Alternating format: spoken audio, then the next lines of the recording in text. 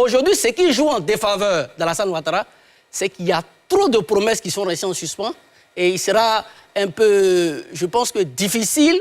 Il n'y a plus de mythes. On adhère plus. Vous voyez, il ne parle plus trop de milliards parce que le mot n'enchante plus.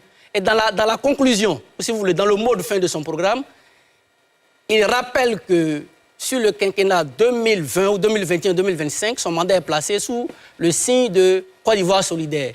Et il avance, il dit cette année, on doit être plus solidaire. Donc, il y a une rupture entre les chiffres annoncés et le social. Il y a une paupérisation qui est très avancée. Ce n'est pas moi qui le dis, hein, il y a un rapport de la BAD, document pays 2018-2022, qui dit qu'au-delà de tout ce qu'on annonce, la population souffre, elle est paupérisée, en particulier les jeunes et les femmes. Donc, pour moi, il y a encore beaucoup à faire sur lui. D'accord, très bien. On a parlé de mettre fin au monopole parce que le coût de l'électricité... Ici, on n'est pas au Burkina. Voilà, on est en Côte d'Ivoire. Voilà. C'est le président burkinabé qui a été élu. Voilà. C'est ce que je suis en train de dire. Donc, dis... S'il vous plaît, ne pas... Pardon.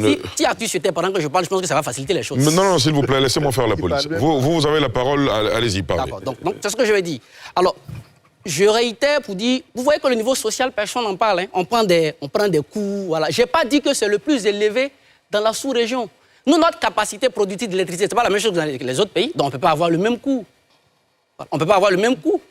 Alors, revenons encore à un élément important pour montrer que le social est raté. Quand un pays est développé, on ne le fuit pas. La Côte d'Ivoire a un taux très élevé au niveau des jeunes. Bon, un pays est développé et les jeunes quittent le pays. L'ambassadeur de Côte d'Ivoire en Tunisie, j'oublie l'année, disait une fois que quand en Tunisie, il y a peut-être 5 ou 6 corps qui sont repêchés, il y a 3 Ivoiriens, c'est vérifiable. Hein. Un pays qui va bien, il ne fait pas fuir.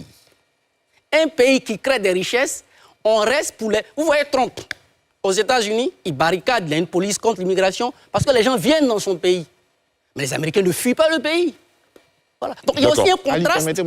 Je résume pour dire, il y a un contraste entre les chiffres annoncés, c'est ce que j'appelle le discours triomphaliste de la croissance et les réalités. Au niveau du social, c'est un échec.